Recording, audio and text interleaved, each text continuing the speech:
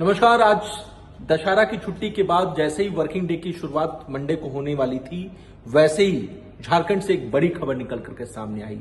बड़ी खबर सरकार के अंदर से, और वो ये कि मंत्री आलमगीर आलम जो अब पूर्व हो चुके हैं, उनके बाद दूसरे एक मंत्री यानी मिथिलेश ठाकुर, पेयजल एवं स्वच्छता विभाग, पर्यटन, कला संस्कृति विभाग के मंत्री, उनके करीबियों के यहां ईडी के द्वारा ताबड़तोड़ अहले सूबे से छापेमारी चल रही है। चाईबासा, रांची, गढ़वा सहित कई जगहों पर रेड की खबरें आ रही हैं। लेकिन इस रेड पर सियासत भी काफी हो रही है। सियासत इस बात को लेकर के हो रही है कि जहां बीजेपी इसे सीधे तौर पर हेमंत सरकार के भ्रष्टाचार से जोड़ रही है, तो वहीं झारखंड मुक्ति मोर्चा का दो टूक कहना है कि झुकेंगे नहीं, भले ही टूट जाए, हम हेमंत के सच्चे सिपाही हैं। आप समझ सकते हैं कि इस पूरी खबर पर सियासत तो चल ही रही है पूरे प्रदेश में, लेकिन चर्चा भी खूब हो रही है। और इन सब के बीच सीधे चलते हैं गढ़वा, जहां पर हमारे साथ सीधे जुड़ चुके हैं झारखंड मुक्ति मोर्चा के प्रवक्ता धीरज दुबे। इस पूरी खबर पर हमारे साथ झारखंड मुक्ति मोर्चा के प्रवक्ता धीरज दुबे जुड़ चुके हैं। धीरज, बीजेपी कह रही है कि ये पूरा मामला भ्रष्टाचार से सीधे तौर पर जुड़ा हुआ है और प्रधानमंत्री ने अपनी रैलियों में भी खुलेआम सीधे तौर पर इसका चर्चा किया था कि झारखंड में पेयजल विभाग में भारी भ्रष्टाचार हुआ है और यही वजह है कि ईडी की ये ताबड़तोड़ कार्रवाई इसी भ्रष्टाचार पर नकेल के रूप में देखा जा रहा है। देखिए, जब भी चुनाव आता है तो ये अपने तोते को छोड़ देते हैं। जहां भी इनको लगता है कि हमें भारी नुकसान होगा, वहां ये अपने तोता लोग को भेजने का काम करते हैं।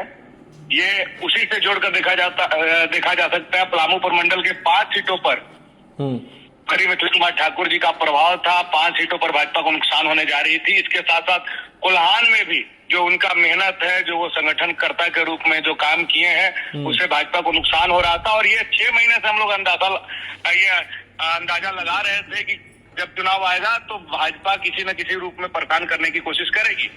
तो ये इसी का मामला पूरी तरह से चुनावी हथियार के रूप में प्रयोग इसका किया जा रहा है। लेकिन झारखंड की जनता इसको भली भांति सारा चीज देख रही है। कैसे लोकसभा चुनाव के समय माननीय मुख्यमंत्री हेमंत सोरेन जी को जेल में डाला गया, उसके बाद संगठन को तोड़ने का, पार्टी को तोड़ने का प्रयास किया गया। बहुत हद तक वो सफल भी हो जाते अगर सही समय पर सही निर्णय नहीं लिया जाता। तो ये झारखंड है, झारखंड की जनता सारी चीजों को देख रही है। मंत्री मिथिलेश कुमार ठाकुर पर कोई भ्रष्टाचार के कारण ईडी और सीबीआई का छापा नहीं, बल्कि उनके प्रभाव से भाजपा को 5 सीटों पर हो रहे नुकसान की वजह से ये छापा मरवाया जा रहा है। एक डराने की कोशिश की जा रही है।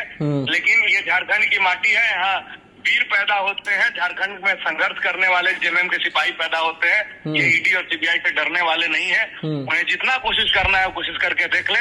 झारखंड में उनको मुंह की खानी पड़ेगी। इनके सर्कस में मात्र 2 तीर बचा हुआ है। या तो हिंदू मुसलमान करें, धार्मिक उन्माद फैलाएं, अथवा ईडी सीबीआई के माध्यम से पहले तो नेताओं को भाजपा में शामिल करवाने के लिए जो है दबाव देते हैं, नहीं शामिल होने पर है जो है सो परेशान करते हैं। तो क्या मंत्री मिथिलेश ठाकुर को भी इस तरह का ऑफर था? धीरज, क्या आप इस तरफ इशारा कर रहे हैं?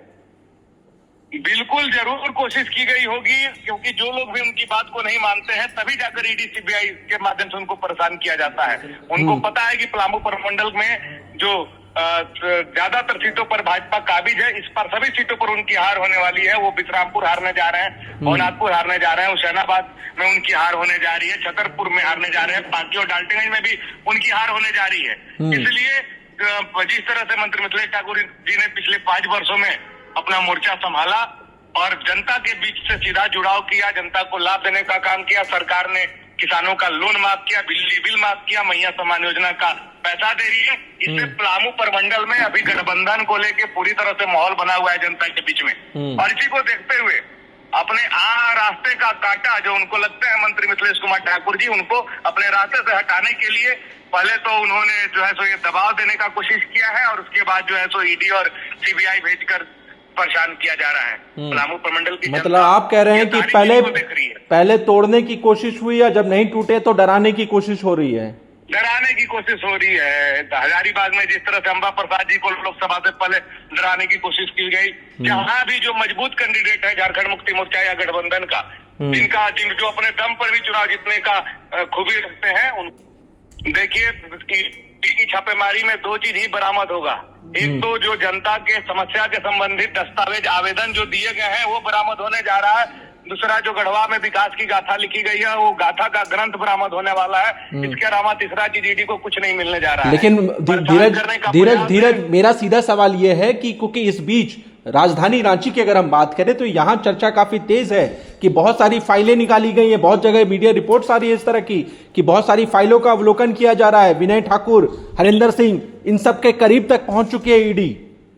वो सारे फाइलों में देखिएगा कि आपको वो जनता के जो समस्या का आवेदन है वही प्राप्त होने वाला है, और जो विकास की गाथा है जो ग्रंथ के रूप में मौजूद है वही ईडी को मिलने वाला है। इसके अलावा कुछ नहीं मिलेगा। और भानु क्या बोलेंगे, 130 करोड़ के दवा के जो घोटाला के आरोपी है खुद को बचाने के लिए भाजपा में शामिल हो गया। यहाँ गढ़वा में जो भाजपा के पूर्व प्रत्याशी हैं जिनमें अलकतरा घोटाला का आरोप लगा, हाई कोर्ट के माननीय उच्च न्यायालय ने उनकी कंपनी को दोषी साबित किया। ऐसे ऐसे भ्रष्टाचारियों की जमात जो है वो टीका टिप्पणी क्या करेगी दूसरों पर। तो आप ये कह रहे हैं कि इस पूरे रेड में मंत्री मिथिलेश ठाकुर पाक साफ होकर के निकल जाएंगे? दाग ही नहीं लगा है तो पाक साफ होने की बात का, ये तो बस चुनावी हथकंडा है। चुनाव में अपना हित साधने के लिए भाजपा की एक कोशिश है। जनता सारा चीज समझ रही है, जनता देख रही है कैसे केंद्रीय एजेंसियों का दुरुपयोग किया जाता है, कैसे चुनाव को जो निष्पक्ष माना जाता था उस चुनाव को प्रभावित करने का कोशिश किया जा रहा है। इस बीच झारखंड मुक्ति मोर्चा के महासचिव सुदेव सोनू गिरिडीह से विधायक, उन्होंने कहा है कि झारखंड मुक्ति मोर्चा किसी भी सूरत पर झुकेगा नहीं। साथ ही वो ये भी दावा कर रहे हैं कि हेमंत सोरेन एक बार फिर सत्ता में आने वाले हैं, लेकिन बीजेपी तो कह रही है कि बैग पैक कर ले जेएमएम के नेता, सुपड़ा साफ होने वाला है। तो बिल्कुल आप सुन रहे थे धीरज दुबे को, क्योंकि इस वक्त आपको बता दें कि ताबड़तोड़ कार्रवाई चल रही है, लेकिन इन सब के बीच जेएमएम का कहना साफ है कि इस पूरे मामले में जो एक्शन लिया जा रहा है ये पूरी तरीके से पॉलिटिकल इंस्पायर्ड ये रेड है, और कहीं ना कहीं चुनाव को प्रभावित करने के लिए या फिर डर से इस रेड को कंडक्ट किया गया, लेकिन इस रेड से कुछ नहीं मिलने वाला है। तो सियासत अपनी जगह है। फिलहाल आपको बता दें कि जो ईडी की कार्रवाई है वो चल रही है। देखने वाली बात यह होगी कि इस कार्रवाई से क्या कुछ निकल करके सामने आता है।